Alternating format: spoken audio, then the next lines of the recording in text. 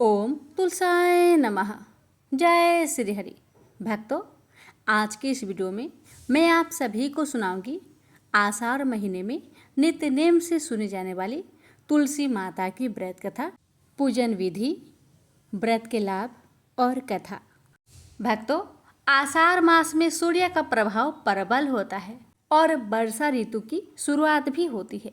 ऐसे समय में तुलसी माता का पूजन विशेष फलदायी माना गया है, क्योंकि तुलसी न केवल आध्यात्मिक रूप से पवित्र है बल्कि वातावरण को भी शुद्ध करती है। पौराणिक मान्यता है कि तुलसी माता को भगवान विष्णु की प्रिय पत्नी कहा गया है। इस मास में तुलसी पूजन करने से भगवान विष्णु शीघ्र प्रसन्न होते हैं और घर में सुख शांति, वैभव, संतान सुख तथा रोगों से मुक्ति का आशीर्वाद मिलता है। व्रत विधि: प्रातःकाल स्नान करके शुद्ध वस्त्र धारण करें। तुलसी की पौधे को गंगा जल, दूध व स्वच्छ जल से स्नान कराएं। कुमकुम, चंदन, फूल और अक्षत चढ़ाएं। दीपक जलाएं और भगवान विष्णु एवं तुलसी माता का ध्यान करें। ओम तुलसाय नमः मंत्र का जाप करें। तुलसी दल के साथ भोग, खीर, फल या गुड़ अर्पित करें। तुलसी माता की आरती करें और घर में प्रसाद वितरित करें। भक्तों, अब जानिए आषाढ़ महीने में तुलसी पूजन करने से और कथा सुनने के लाभ। भक्तों, आषाढ़ महीने में जो भी भक्त श्रद्धा और भक्ति के साथ माँ तुलसी का पूजन करता है और उनकी इन कथाओं को बड़े ही ध्यान से सुनता है, उस भक्त के रोग, दोष, दरिद्रता और पापों का नाश होता है। विवाह में आने वाली बाधाएं दूर होती है। घर में सुख, समृद्धि और स्वास्थ्य की वृद्धि होती है। पितृदोष, कालसर्प दोष और गृह दोष शांत होता है। संतान प्राप्ति और वैवाहिक सुख की प्राप्ति होती है। तो आइए भक्तों, बड़े ही श्रद्धा और प्रसन्नचित मन से इस दिव्य कथा का रसपान करें और अपना जीवन को मंगलमयी बनाएं। जय तुलसी मैया। प्रजापति महर्षि कश्यप की कई पत्नियां थी। उनमें से एक का नाम था धनु। धनु की संतान दानव कहलाए। उसी धनु के बड़े पुत्र का नाम दंभ था। दंभ बहुत ही सदाचारी और धार्मिक प्रवृत्ति का था। अन्य दानवों की भांति उसमें ना तो ईर्ष्या ही थी और ना ही देवताओं से देश भावना। वह विष्णु का भक्त था और उन्हीं की आराधना किया करता था। लेकिन उसे एक ही चिंता सताती रहती थी कि उसके कोई पुत्र न था। आचार्य शुक्र ने उसे श्री कृष्ण मंत्र की दीक्षा दी। दंभ ने दीक्षा पाकर पुष्कर में महान अनुष्ठान किया। अनुष्ठान सफल हुआ। उसके अनुष्ठान से प्रसन्न होकर भगवान विष्णु प्रकट होकर बोले, बस मैं तुम्हारे अनुष्ठान से प्रसन्न हूँ, पर मांगो। दंभ बोला, भगवान यदि आप मेरी तपस्या से प्रसन्न है तो मुझे ऐसा पुत्र दे जो आपका भक्त हो और त्रिलोक की जय हो। उसे देवता भी युद्ध में ना जीत सके। भगवान विष्णु ने तथास्तु कहा और अंतर्ध्यान हो गए और दंभ प्रसन्नचित अपने घर लौट आया। गोलोक में श्री राधा ने श्री कृष्ण पार्षद श्री दामा को असुर होने का श्राप दिया था। श्राप मिलने पर वही दंभ की पत्नी के गर्भ में आया। जन्म होने के पश्चात दंभ ने अपने उस पुत्र का नाम शंखचूड़ रखा। जब वह कुछ बड़ा हुआ तो दंभ ने उसे मुनि जैगी शिष्य की देख रेख में रख दिया। मुनि जैगी शिष्य ने उसे शिक्षा दीक्षा दी। अपनी कुमार अवस्था में ही शंखचूड़ पुष्कर में पहुंचा और उस महान धार्मिक तप स्थली में ध्यान मग्न रहकर वर्षों तक ब्रह्मा जी की तपस्या करता रहा।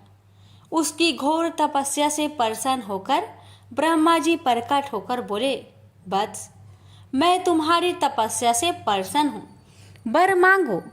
पितामह, मुझे ऐसा वरदान दीजिए कि मुझे देवता पराजित ना कर सके। शंखचूड़ ने कहा। ब्रह्मा जी ने उसे ऐसा ही वरदान दिया और श्री कृष्ण कवच प्रदान करते हुए उसे आदेश दिया, शंखचूड़ तुम बद्री का आश्रम चले जाओ। वहां तुम्हारा भाग्य का सितारा उदय होने की प्रतीक्षा कर रहा है। आदेश मानकर शंखचूड़ बद्री का आश्रम पहुंचा। वहां महाराज धर्मध्वज की पुत्री तुलसी भी तपस्या कर रही थी। दोनों का आपस में परिचय हुआ और ब्रह्मा जी की इच्छा अनुसार दोनों का विवाह हो गया। अपनी पत्नी को लेकर शंखचूड़ पुनः दैत्यपुरी लौट गया। शुक्राचार्य ने उसे दानवों का आधिपति बना दिया। सिंहासन पर बैठते ही उसने अपना साम्राज्य बढ़ाने के लिए देवलोक पर चढ़ाई कर दी। ब्रह्मा जी के वरदान के कारण वह अजय हो चुका था। देवताओं को उसे हराने में कोई कठिनाई नहीं हुई। उसने अमरावती पर कब्जा जमा लिया। इंद्र अमरावती छोड़कर भाग निकले। देवता उसके डर से कंदराओं में जा छुपे। शंखचूड़ तीनों लोकों का शासक हो गया और सब लोकपालों का कार्य भी उसने संभाल लिया। उसने अपनी प्रजा की भलाई के लिए अनेक कार्य किए। प्रजा उससे बहुत प्रसन्न थी। सर्वत्र सुख और शांति थी, क्योंकि शंखचूड़ स्वयं भी कृष्ण भगवान का भक्त था। अतः उसकी प्रजा भी भगवान कृष्ण पर पूरी आस्था रखने लगी। उसके राज्य से अधर्म का नाश हो गया। प्रजा इंद्र और देवताओं को भूलने लगी। इससे देवताओं को बहुत क्षोभ हुआ। इंद्र पितामह ब्रह्मा के पास पहुंचकर बोले, पितामह, आपने शंखचूड़ को अभय होने का वरदान देकर उसे निरंकुश बना दिया है। वह अमरावती पर कब्जा जमाए बैठा है। देवता डर डर की ठोकरें खा रहे हैं। हमें बताए हम क्या करें। पितामह बोले, सुरेंद्र, शंखचूड़ धार्मिक और रीति से अपना शासन चला रहा है। प्रजा उससे प्रसन्न है। उसके राज्य में प्रजा सुखी और संपन्न है। हमें उससे कोई शिकायत नहीं है। इंद्र बोले, यह सब तो ठीक है पितामह, लेकिन क्या हम यूं ही भटकते रहे? आखिर अमरावती है तो देवताओं की ही। पितामह बोले, अवश्य है, किंतु शंखचूड़ ने तुम्हें युद्ध में पराजित करके उसे प्राप्त किया है। उसने तुम्हारी प्रजा को भी कोई कष्ट नहीं पहुंचाया है। सिर्फ सिंहासनों का ही फेर बदल हुआ है ना। इंद्र बोला, लेकिन पितामह, हम आपकी संतानें हैं। क्या आप चाहेंगे कि आपकी संतानें यूं ही दर बदर भटकती रहे? कुछ उपाय कीजिए पितामह। पितामह बोले, मैं इसमें कुछ नहीं कर सकता देवेंद्र। जब तक शंखचूड़ के भाग्य में अमरावती का ऐश्वर्य भोगना है, वह भोगेगा ही। तुम भगवान विष्णु के पास चले जाओ, वे अवश्य ही कोई उपाय तुम्हें सुझा देंगे। वहां से निराश होकर इंद्र विष्णु भगवान के पास पहुंचे और उनकी स्तुति करने लगे और बोले, भगवान, देवता इस समय भारी संकट में हैं। ब्रह्मा जी ने अपनी असमर्थता जाहिर करके मुझे आपके पास भेज दिया है। कुछ कीजिए प्रभु, अन्यथा संपूर्ण देव जाति ही नष्ट हो जाएगी। विष्णु भगवान बोले, पितामह का कहना ठीक है। मैं भी अकारण शंखचूड़ के संबंधों में हस्तक्षेप करना पसंद नहीं करता। उसकी सारी प्रजा कृष्ण भक्त है और कृष्ण मेरा ही प्रति स्वरूप है। मैं अपने भक्त पर कष्ट होते नहीं देख सकता, लेकिन निराश होने की आवश्यकता नहीं। सूर्यराज, तुम भगवान शिव के पास चले जाओ और उन्हीं से कोई उपाय पूछो। वे अवश्य तुम्हारे कष्ट का निवारण कर देंगे। विष्णु भगवान की बात सुनकर इंद्र निराश भाव से बैकुंठ से निकल आए। अंत में वह भगवान शिव के पास कैलाश पर्वत न जाकर शिवलोक पहुंचे और भगवान शिव की स्तुति करके अपने आने का प्रयोजन बताया। भगवान शिव ने उसकी बात सुनी और उसे आश्वस्त किया। धैर्य रखो सूर्यराज, तुम्हारा सिंहासन तुम्हें अवश्य प्राप्त होगा। मैं गंधर्वराज चित्ररथ को अभी दूत बनाकर शंखचूड़ के पास रवाना करता हूँ। शिव के आदेश अनुसार गंधर्वराज चित्ररथ शंखचूड़ के राजधानी पहुंचा। उस समय शंखचूड़ अपने सिंहासन पर विराजमान था। चित्ररथ ने उसका अभिवादन करने के पश्चात अपने आने का कारण बताया। दैत्यराज, मैं गंधर्वराज चित्ररथ हूँ और भगवान शिव का एक संदेश लेकर आपके पास आया हूँ। यह सुनकर शंखचूड़ के चेहरे पर आश्चर्य झलक आया। शिव के दूत को सामने पाकर वह सिंहासन से उठकर बोला, मेरा अहोभाग्य है कि भगवान शिव ने मुझे किसी योग समझा। आप संदेश सुनाए। क्या संदेश भेजा है भगवान रुद्र ने? गंधर्वराज बोला, दैत्यराज, भगवान शिव का संदेश है कि तुम देवताओं का राज्य उन्हें वापस लौटा दो और उनके अधिकार उन्हें दे दो। भगवान शिव ने देवों को अभय होने का वचन दिया है। शंखचूड़ बोला, गंधर्वराज, भगवान शिव से मेरा प्रणाम कहना और उनसे कह देना कि शंखचूड़ के हृदय में आपके लिए बहुत ही ज्यादा श्रद्धा है, परंतु यदि उन्होंने इंद्र के बहकावे में आकर मुझे दंडित करने का निश्चय किया है तो मैं उनकी बात नहीं मानूंगा और उनसे भी युद्ध करने के लिए तैयार हो जाऊंगा।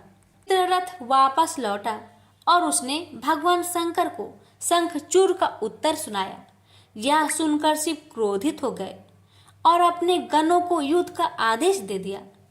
उधर शंखचूड़ ने अपने पुत्र का अभिषेक कर उसे दानवाधिपति बना दिया और अपनी पत्नी से बोला, मैंने युद्ध स्वीकार कर लिया है देवी, ईश्वर करे युद्ध में हमारी विजय हो। अब मुझे अनुमति दो, मेरी सेनाएं तैयार है। शंखचूड़ अपनी सेनाओं लेकर युद्ध भूमि में जा पहुंचा। दोनों सेनाओं गोमतत्र पर्वत के समीप एक दूसरे के आमने सामने आ खड़ी हुई। भगवान शिव ने शंखचूड़ के पास एक बार फिर संदेश भेजा कि वह नादानी ना करे और युद्ध से दूर रहकर उनकी बात मान ले, किंतु शंखचूड़ न माना और दोनों सेनाओं में घनघोर युद्ध छिड़ गया। भगवान शिव और शंखचूड़ आमने सामने डट गए। दोनों में अनेक अस्त्र शस्त्रों से युद्ध होने लगा। फिर भगवान शिव ने जैसे ही शंखचूड़ का वध करने के लिए त्रिशूल उठाया तो आकाशवाणी हुई, देवाधिदेव आप प्रलयंकर है, सर्वसमर्थ है, किंतु आपको मर्यादा की रक्षा करनी चाहिए। श्रुति की मर्यादा को नष्ट ना करे। जब तक शंखचूड़ के पास हरि का कवच है और जब तक उसकी पतिव्रता पत्नी मौजूद है तब तक उस पर बुढ़ापा नहीं आ सकता और ना ही उसकी मृत्यु हो सकती है। आकाशवाणी के खत्म होते ही शिव का त्रिशूल अपने आप रुक गया। तभी भगवान विष्णु प्रकट हुए। शिव से बोले, भगवान, आपने तो मुझे बड़े धर्म संकट में डाल दिया है। आप ही ने तो इंद्र को मेरे पास भेजा और जब मैंने उसे अभय करने के लिए युद्ध आरंभ किया तो अब आपका ही कवच आड़े आ रहा है। अब आप ही कोई उपाय सोचिए। विष्णु बोले, शंखचूड़ के श्राप का समय अब समाप्त होने ही वाला है। भगवान, अब इसे असुर योनि से मुक्त करके गोलोक भेजना पड़ेगा। यह कृष्ण भक्त है और कृष्ण मेरा ही प्रति स्वरूप है, अतः इसे वापस गोलोक भेजना होगा। फिर विष्णु ने एक ब्राह्मण का वेश धारण किया और शंखचूड़ के पास पहुंचकर बोले, दानवराज, मैं एक निर्धन ब्राह्मण हूँ, कुछ पाने की आस के लिए आपके पास आया हूँ।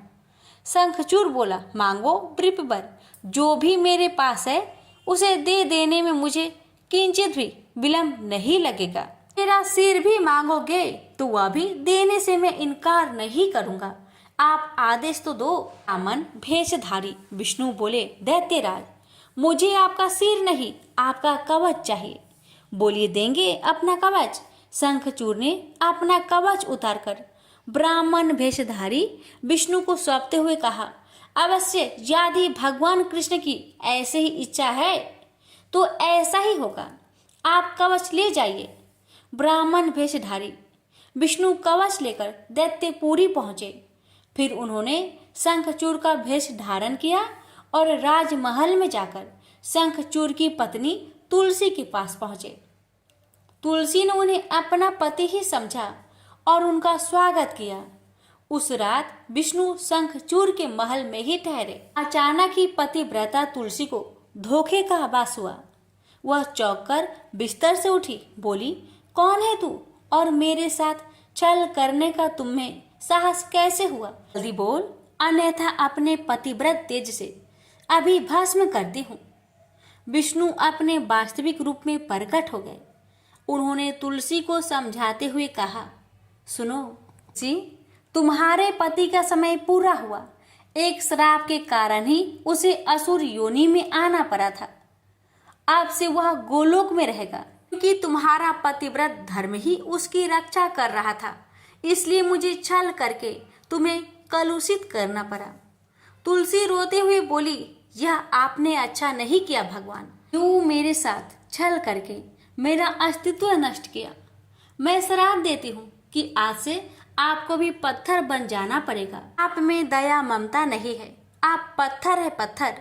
विष्णु बोले, और मैं भी तुम्हें वर देता हूँ तुलसी कि मेरे पत्थर बन जाने पर तुम्हें भी मेरे पास ही स्थान मिलेगा। भविष्य में लोग तुलसी और शालिग्राम की पूजा करेंगे। तुलसी के बगैर शालिग्राम की पूजा अधूरी रहेगी। उसके बाद विष्णु अंतर्ध्यान हो गए और युद्ध भूमि में खड़े शिव को अपनी दिव्य शक्ति से सब कुछ बता दिया। शंखचूड़ और शिव में पुनः युद्ध आरंभ हो गया, किंतु तुलसी के पतिव्रत धर्म नष्ट हो जाने से शंखचूड़ की शक्ति घट गई थी।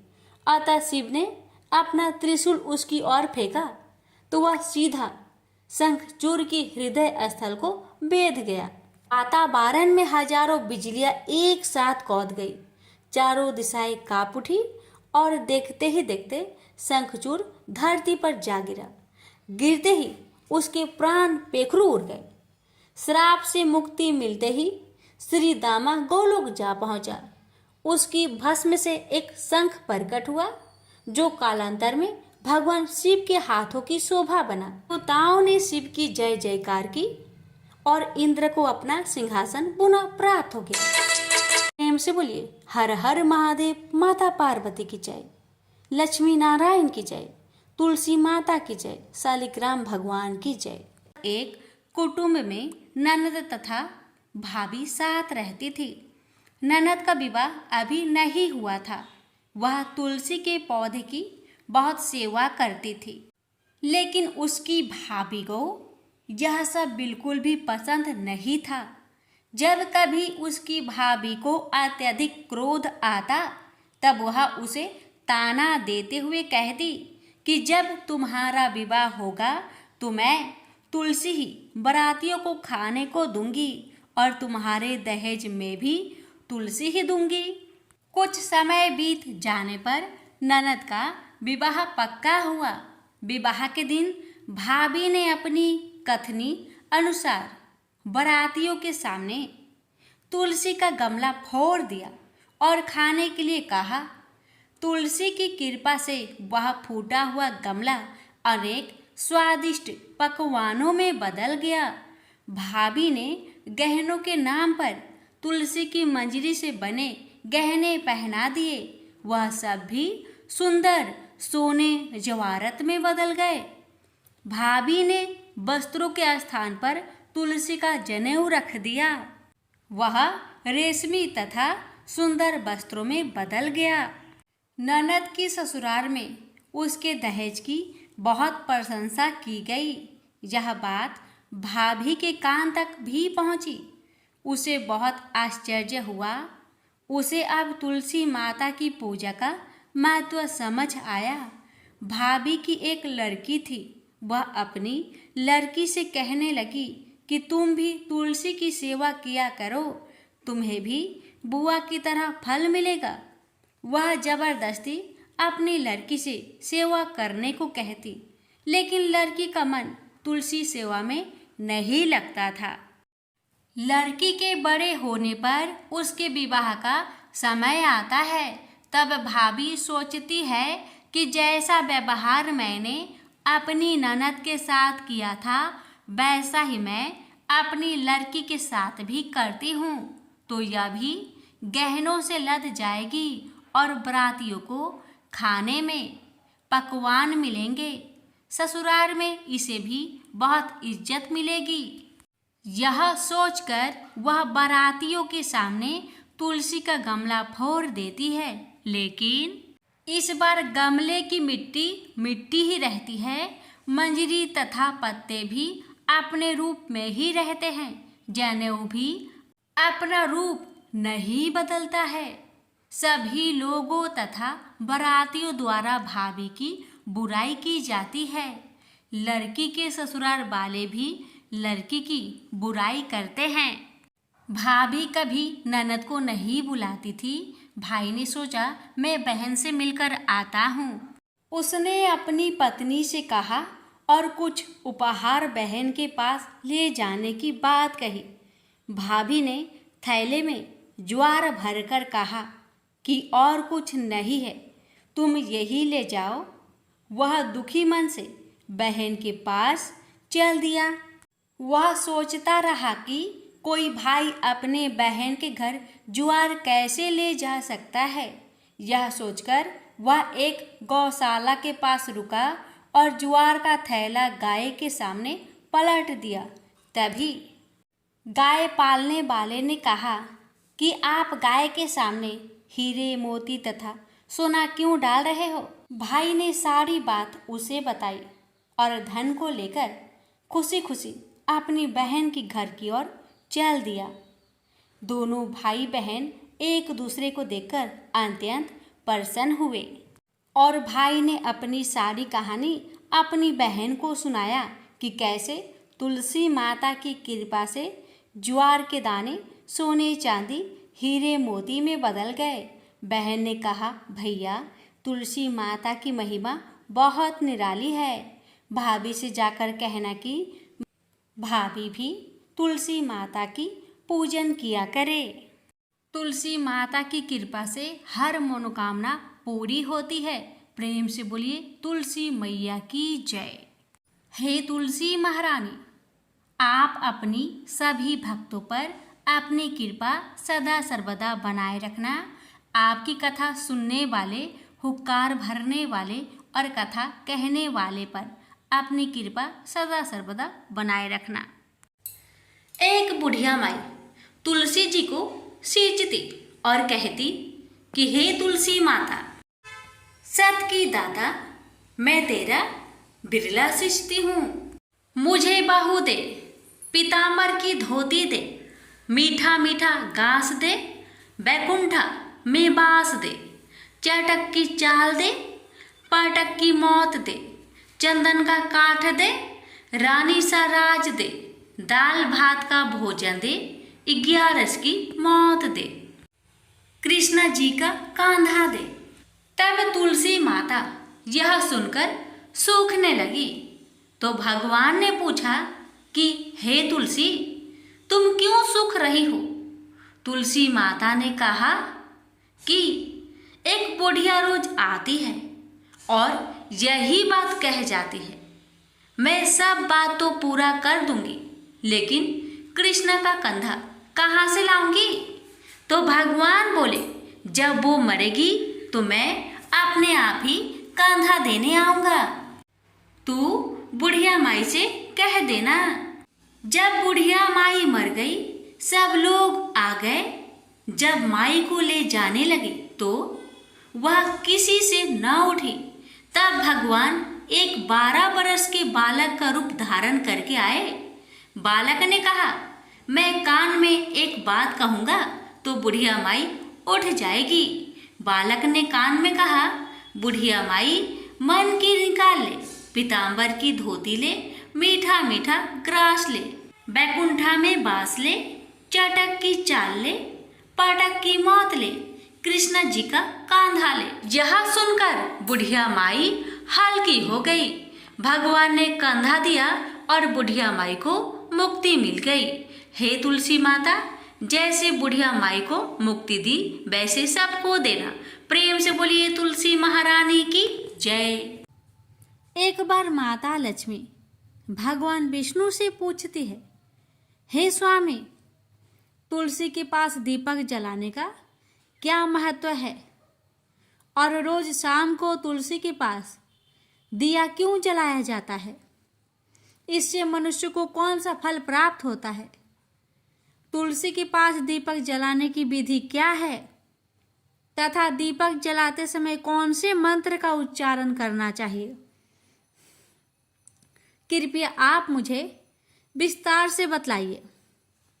तब भगवान विष्णु जी कहते हैं, हे देवी, आज आपने समस्त मानव जाति के कल्याण के लिए बहुत ही महत्वपूर्ण प्रश्न किया है।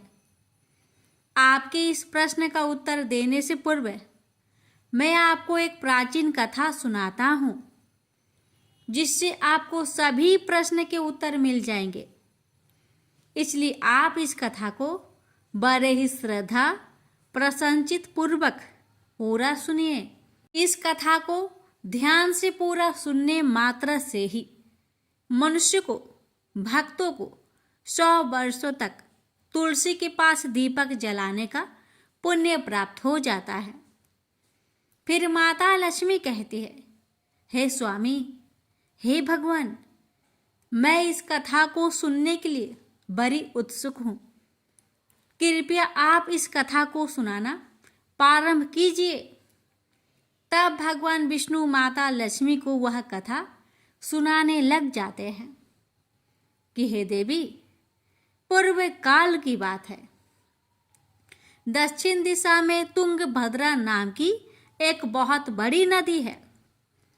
इस नदी के किनारे पर हरिहरपुर नाम का एक अत्यंत सुंदर नगर बसा हुआ था।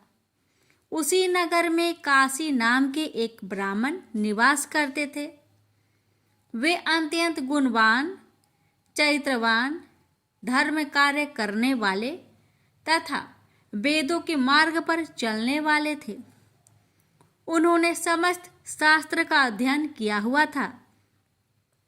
उस ब्राह्मण की एक पत्नी थी, जिसे लोग दुराचार कहकर पुकारते थे, क्योंकि उसके कर्म ही उसके नाम के अनुसार थे। वह सदैव ही अपने पति को अपमानित करती थी। वह अपने पति के लिए कुवाच्य कहती रहती, पति को भयंकर दुख देती थी, पति के लिए कभी भोजन नहीं बनाती थी, अपने पति के साथ कभी शयन नहीं किया, कभी उसके साथ प्रेम से व्यवहार तक नहीं किया। पति के मित्र, परिवार के लोग घर पर आते तो वह स्त्री उनको अपमानित करके घर से भगा देती थी और स्वयं काम भाव से उन्मत्त होकर निरंतर अन्य वैभवचारिणी स्त्रियों के साथ घूमा करती थी। उसका मन पति को छोड़कर पराये पुरुष में लगा रहता था। उसने कभी अपने पति से प्रेम से बात तक नहीं की, किंतु पराये पुरुषों के संग बैठकर बातें करती थी। पराये पुरुषों को मोहित करने के लिए बड़े ही सज धज कर गांव में घूमने जाया करती थी। कभी वह वन में किसी वृक्ष के नीचे खड़ी रहकर सुंदर पुरुषों की राह देखने लगती और किसी दुष्ट पुरुष को मोहित करके उसके संग भोग विलास किया करती थी। फिर एक दिन वह दुराचारिणी स्त्री वन में जाकर एक वृक्ष के नीचे खड़ी हो गई। उसका चित्त काम से भरा हुआ था। वह किसी सुंदर कामी पुरुष की राह देख रही थी, किंतु बहुत समय निकलने के बाद ही उस स्थान पर कोई पुरुष नहीं आया। इसलिए वह अत्यंत दुखी हो गई और प्रियतम की खोज में इधर उधर देखने लगी। उस दिन उसका सारा परिश्रम व्यर्थ हो गया। वहां पर खड़ी होकर वह नाना प्रकार की बातें कहकर विलाप करने लगी। हाय, आज तो इस मार्ग से कोई भी सुंदर पुरुष नहीं आया। अब मैं कैसे अपने काम वासना को शांत करूं? क्या करूं? आज की रात कैसे बीतेगी? यह सोचकर वह जोर जोर से रोने लगी। उस जंगल में एक भयानक बाघ निवास करता था। उस पापिनी स्त्री की आवाज सुनकर वह जाग गया और उछलकर उस स्त्री का भक्षण करने के लिए उसके पास आ गया। उस भयंकर बाघ को देखकर उस स्त्री के पसीने छूटने लगे। वह थर थर कांपने लगी। वह स्त्री कुछ करती, इतने में ही उस बाघ ने अपने पंजे से उसे घायल कर दिया और वह स्त्री जमीन पर गिर पड़ी। जमीन पर गिरते ही वह स्त्री चिल्लाते हुए बोली, अरे बाघ, तू किस लिए यहाँ पर आया है? मुझे क्यों मार रहा है? मैं यहाँ पर अपने प्रियतम को खोज रही हूँ। तू मुझे छोड़ दे। मेरा भक्षण करके तुझे क्या मिलेगा? उस स्त्री की बात सुनकर वह भयानक बाघ क्षण भर के लिए रुक गया और हंसते हुए बोला, ए दुष्टा, आज विधाता ने मुझे मेरा ग्रास नियुक्त किया है। तुझ जैसी पापिनी स्त्रियों का भक्षण करना ही मेरा काम है, तभी मुझे इस शरीर से मुक्ति मिलेगी। बाघ की बात सुनकर वह स्त्री कहने लगी, हे बाघ, तुम कौन हो? मुझे सच सच बताओ, तुम्हें किस कारण से बाघ की योनि में जन्म लेना पड़ा और तुम मुझ जैसी स्त्रियों का भक्षण क्यों करते हो? पहले मुझे सारी बात बताओ और फिर मेरा भक्षण करो। फिर बाघ कहने लगा, हे पापिनी, मैं तुझे मेरे पूर्व जन्म का वृत्तांत सुनाता हूँ कि किस कारण मुझे बाघ बनना पड़ा। पूर्व काल में दक्षिण देश में एक नदी थी। उस नदी के तट पर एक नगरी बसी हुई थी। उस नगरी में मैं निवास करता था। मैं एक ब्राह्मण का पुत्र था और नदी किनारे बैठकर यज्ञ आदि कार्य किया करता था। मैंने उस जन्म में अनेक पापियों के लिए यज्ञ किया, उन पापियों के घर का भोजन किया। मैंने धन के लोभ से अनेक पापियों के लिए कार्य किए। जिन वस्तुओं का दान ब्राह्मण को नहीं लेना चाहिए, उन वस्तुओं का दान मैंने ग्रहण किया और दूसरों से धन लेता था, लेकिन कभी वापस नहीं करता था। इस प्रकार से पाप करते हुए मुझे बहुत साल बीत गए और मैं बूढ़ा हो गया। मेरे बाल दाढ़ी सब सफ़ेद हो गए, आंखें सूज गई, मुंह के सारे दांत गिर गए, लेकिन फिर भी मेरी दान लेने की आदत नहीं छूटी और मैं पाप करता गया। फिर एक दिन मैं धन के लोभ से नदी किनारे गया और अन्य धूर्त ब्राह्मणों के साथ मिलकर हमने लोगों को ठगा। झूठे मंत्र का कथन बोलकर हमने बिना विधि विधान से किए ही देवी देवताओं का पूजन किया और बहुत सारा धन दान में ले लिया। फिर उसी स्थान पर एक बीमार कुत्ते ने मेरे पैर में काट लिया और मैं मूर्छित होकर गिर पड़ा। उसी क्षण मेरे प्राण भी चले गए। फिर यम के दूत उस स्थान पर प्रकट हुए और मुझे पकड़कर यमपुरी ले गए। वहां पर यमराज ने चित्रगुप्त से मेरे कर्मों का लेखा जोखा निकालने के लिए कहा। फिर चित्रगुप्त कहने लगे, हे धर्मराज, इस ब्राह्मण ने घोर पाप किए हैं। इसने दूसरे से झूठ कहकर धन लूटा है। विधि विधान से पूजा ना करके झूठ मंत्र बोलकर भगवान का अपमान किया है। इसलिए यह पापी ब्राह्मण केवल नरक ही जाने के योग्य है। फिर यमराज ने अपने दूतों को आदेश देकर मुझे नरक की अग्नि में डाल दिया। अनेक वर्षों तक नरक की सजा भोगने के बाद मुझे बाघ का शरीर प्राप्त हुआ और मैं इस दुर्गम वन में निवास करने लगा। मैं अपने पूर्व जन्म के पापों को याद करके कभी भी कोई भी महात्मा पुरुष या फिर साधु संत हो, सती स्त्रियों का मैं भक्षण नहीं करता हूँ। मैं केवल पापी, दुराचारिणी तथा उल्टा स्त्रियों का ही भक्षण करता हूँ ताकि मुझे पाप से मुक्ति मिल जाए। इस प्रकार से उस बाघ ने अपने पूर्व जन्म का पूरा कथा उस पापिनी को सुना दिया और फिर उस स्त्री से कहने लगा, हे पापिनी, तेरे आचरण से तू उल्टा दिखाई पड़ती है। अपने पति को छोड़कर तू इस वन में अन्य पुरुष के साथ भोग विलास करने आई है, इसलिए आज तो तू मेरा ग्रास अवश्य बनेगी। इतना कहकर उस बाघ ने अपने तीक्ष्ण नाखून से उस पापिनी स्त्री के टुकड़े टुकड़े करके उसे खा लिया। फिर उस स्थान पर यम के दूत प्रकट हुए और उस पापिनी स्त्री को उठाकर यमपुरी ले गए। वहां पर उसे यमराज के सामने खड़ा किया गया। फिर चित्रगुप्त ने उस स्त्री का लेखा जोखा निकालते हुए यमराज जी से कहने लगे, हे धर्मराज, यह स्त्री तो अत्यंत पापिनी है। इसने घोर पाप किए हैं। इसने व्यभिचार किया है। इसने अपनी पति की कभी सेवा नहीं की।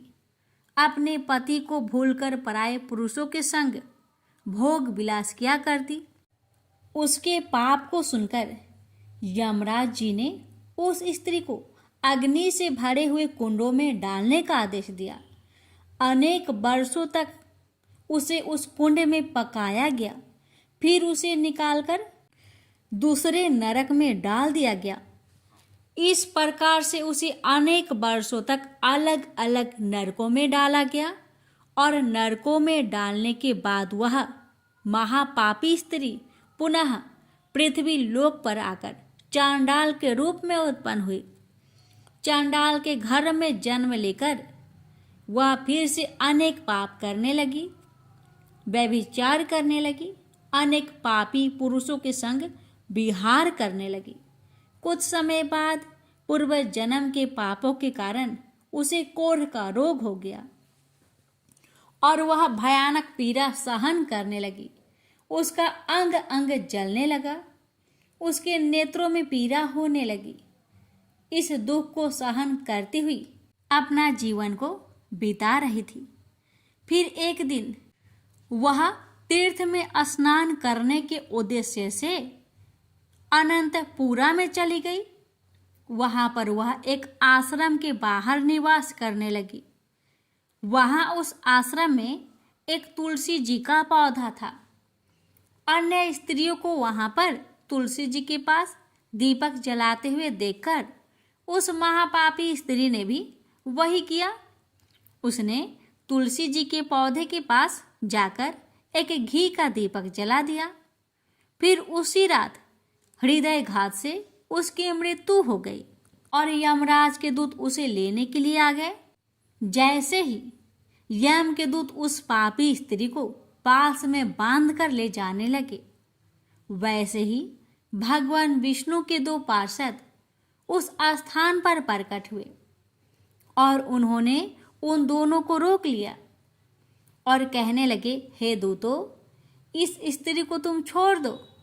यह नरक जाने की योग्य नहीं है। तुम किसके आदेश से ऐसा अधर्म कर रहे हो?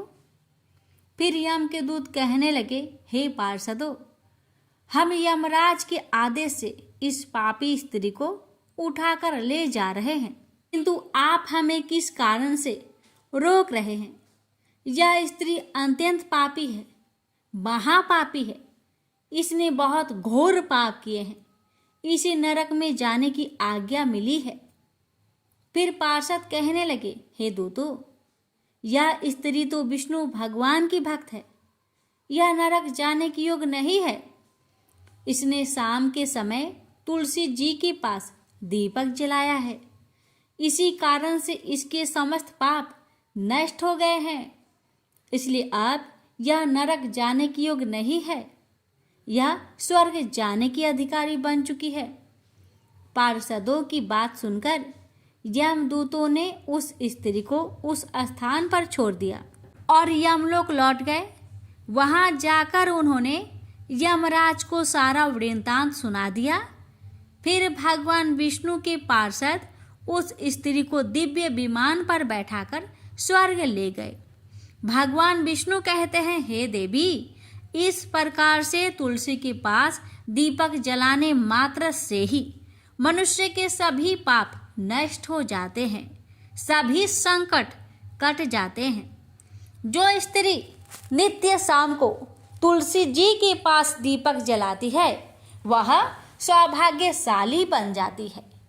उसके पूर्व जन्मों के सभी पाप नष्ट हो जाते हैं। उसे सुख समृद्धि की प्राप्ति होती है। रोज तुलसी के पास दीपक जलाते समय इस मंत्र का उच्चारण करना चाहिए।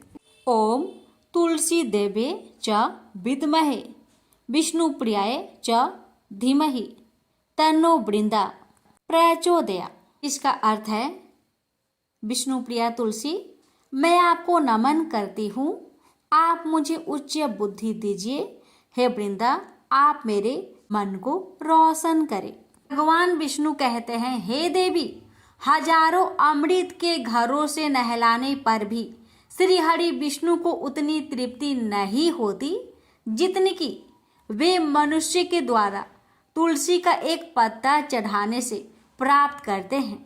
10,000 गौदान से मानव को जो फल प्राप्त करता है, वही फल तुलसी पत्र के दान से पा लेता है। जो मृत्यु के समय अपने मुख में तुलसी पत्र का जल पा जाता है, वह संपूर्ण पापों से मुक्त होकर भगवान श्री हरि विष्णु के धाम को जाता है। हिंदू धर्म में तुलसी के पौधे का महत्व सबसे अधिक है।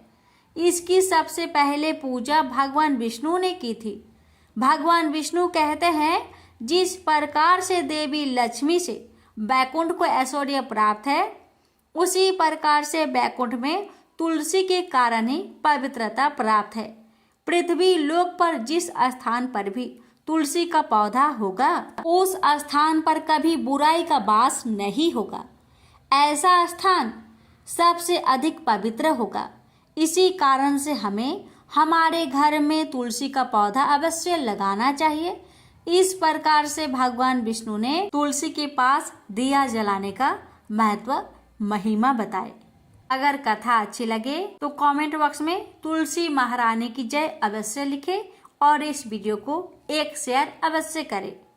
भगवान विष्णु आप सभी भक्तों की हर मनोकामना को पूर्ण करे। प्रेम से बोलिए जय श्री हरि।